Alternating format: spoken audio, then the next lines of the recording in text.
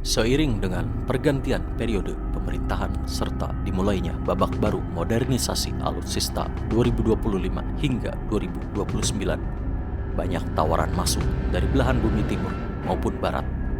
Tawaran kali ini masuk dari China State Shipbuilding Corporation yang menawarkan kapal selam diesel listrik S-26T yang awalnya dibuat untuk Angkatan Laut Kerajaan Thailand. Pada pertemuan yang dilaksanakan pada awal Juli di kantor Kementerian Pertahanan tersebut, pihak Cina menawarkan kapal selam S-26T. Tidak tanggung-tanggung, pihak Cina turut menawarkan kapal perusak tipe 052D dengan diskon besar apabila Indonesia mau mengambil kapal selam S-26T untuk memenuhi kapal selam interim TNI Angkatan Laut.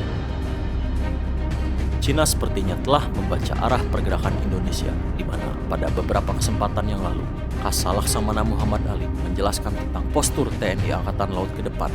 Pada paparan rencana strategis yang disampaikan, TNI AL membutuhkan kapal kombatan destroyer untuk proyeksi kekuatan hingga 2045. Untuk diskon destroyer yang ditawarkan, tipe 052D merupakan destroyer dengan bobot sekitar 7.500 ton dan dilengkapi 64 VLS dengan konfigurasi 32 VLS depan dan 32 VLS di belakang.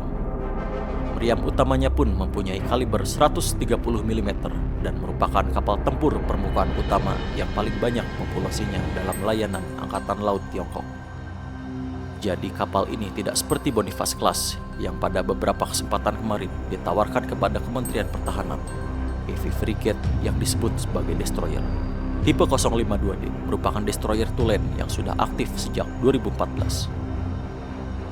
Sedangkan untuk kapal selamnya sendiri merupakan penyebutan lain dari tipe 039A Yuan Class dengan panjang 77,6 meter dan bobot 3.600 ton. Memiliki persenjataan 6 tabung torpedo dan kedalaman menyelam hingga 250 meter. Tidak ada yang menarik dari spesifik kapal selam tersebut, bahkan dari segi persenjataan kurang lebih sama dengan kapal selam Scorpene. Jika boleh jujur, untuk urusan alutsista strategis dari negeri Cina, admin secara pribadi kurang setuju untuk beberapa alasan. Yang pertama, kualitasnya yang belum mengenyam pengalaman tempur yang nyata. Diketahui bahwa Thailand sendiri merevisi kontrak pengadaan kapal selam S-26T menjadi kapal permukaan dikarenakan masalah pada mesin MTU pada kapal selam buatan Cina. Jerman selaku negara produsen memilih menolak untuk memasangkan mesin tersebut pada kapal selam buatan Tiongkok.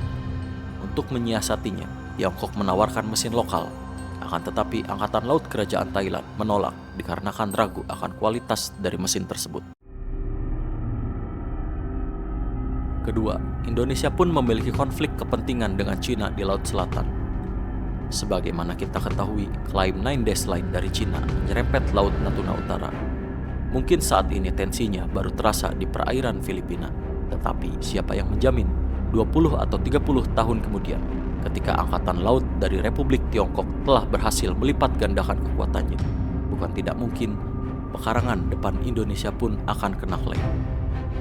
Yang ketiga, Indonesia mempunyai pengalaman pahit soal akuisisi kapal selam yang setengah-setengah, seperti 3 kapal selam Changbogo buatan Korea Selatan yang performanya kurang maksimal dan akhirnya lebih sering berlabuh di dermaga.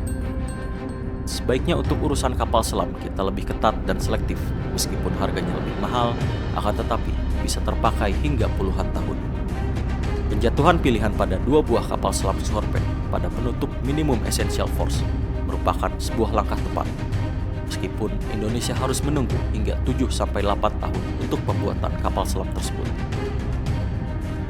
Selain tawaran diskon besar destroyer tipe 052D, CSCC telah menyiapkan paket modifikasi yang memungkinkan kapal selam S-26T untuk mengarahkan dan meluncurkan rudal jelajah anti kapal yang diluncurkan dari tabung torpedo. Kemampuan seperti ini mirip dengan rudal Exocet SM-39 Blok 2 yang rumornya akan diimplementasikan pada kapal selam Scorpene pesanan Indonesia. Tentu kemampuan ini merupakan kemampuan yang sangat strategis karena rudal jelajah anti kapal yang ditembakkan dari bawah laut memberikan efek kejut kepada kapal musuh. Pertemuan di Jakarta tersebut merupakan kelanjutan dari kunjungan Kasal ke beberapa industri pertahanan strategis Cina. Dalam kesempatan tersebut, Kasal mendapatkan penjelasan tentang kemampuan industri pertahanan strategis Cina, antara lain destroyer kelas 052D, kapal selam S-26, pesawat maritim patrol aircraft, helikopter anti kapal selam, unmanned aerial vehicle, maupun rudal dan meriam anti udara.